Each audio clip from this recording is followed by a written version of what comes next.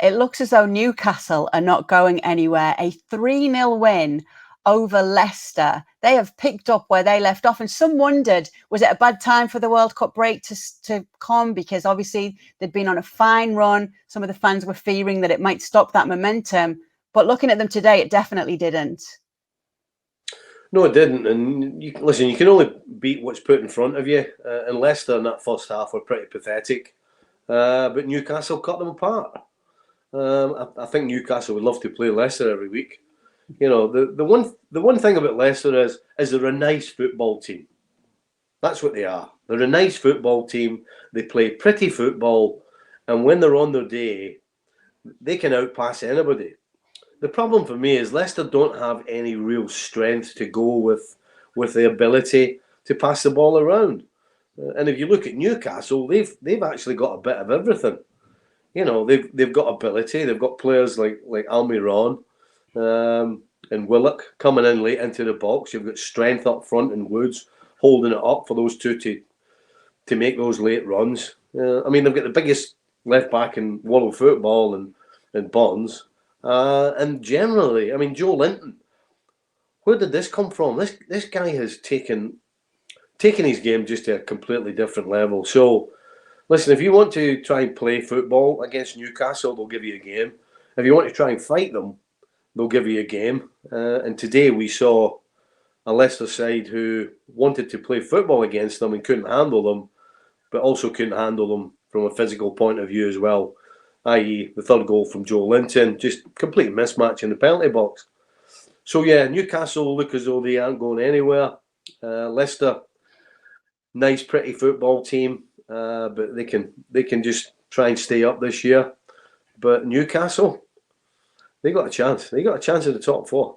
I mean, at the time of recording, they're actually second in the Premier League, which is just incredible to see. Who would have known it? You mentioned Miguel Almiron. That's 8 goals in his last 9 Premier League games. What a goal that was today as well. What do you think of him as a player? Well, of all the players at Newcastle, I guess we'd be thinking, is Almiron the one that this World Cup break is going to harm the most? But took him, 10 minutes to play a nice little 1-2, beautiful little touch. Second one set him up, and then the composure just to roll the ball in the bottom corner. So, again, I mentioned Joe Linton earlier, taking his game up a level. There's no question, Almiron's done the same, and it's amazing what confidence does for you. You know, it's one thing to have ability, but to just be able to go and play and be free and be confident, Almiron's a perfect example of that. How much of a miss is James Maddison on the other side of things for Leicester?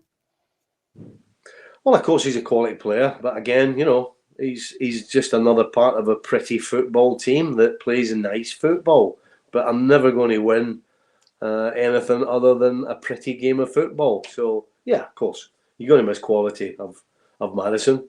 But I don't think he would have any say in what happened today in this game. Okay, last question. Would you bet against Newcastle finishing in the top 4? That's a tough one. I mean, you know, you look at the, you know, they're bringing Jacob Murphy on. Jacob Murphy's an up and coming young player. You got Sam Maximan coming on as well. They've got some strength and depth. I mean, will they strengthen as well in this January window? We don't know. It really is 50-50. I wouldn't back against them. I'm sorry, I can't answer that. Okay, so if you just had to answer now who your top 4 would be, that's probably the best way to do it, because then you'll see if Newcastle are in there. Well, the problem is you've got to think that Liverpool, Chelsea, Man United, you've got to think that they're going to change gear and start winning a load of games in a row. So if that happens, then that's going to put pressure on Newcastle. Right now, there is no pressure on Newcastle whatsoever. They're just going along merrily, playing the football, getting it done, enjoying what they're doing, scoring goals. Fans are loving it. So right now, there's no pressure on them. You know, if you think of Leicester, I'm not sure what it was last year or the year before. You know, they found themselves in third place, really comfortable, and blew it. The pressure just got too much for them. So I would suggest the only thing that stands in Newcastle's way of not being in the top four is if towards the end of the season they start looking at the table and start thinking about it, and then the pressure starts building.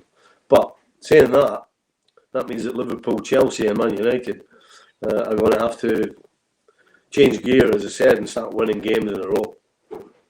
Yeah, well, we'll definitely see. It's Leeds up next for them at home and then Arsenal away. So maybe that will tell us a bit more about Newcastle. Thanks so much for watching ESPN on YouTube. And for more sports highlights and analysis, be sure to download the ESPN app. And for premium content and live streaming, subscribe to ESPN Plus.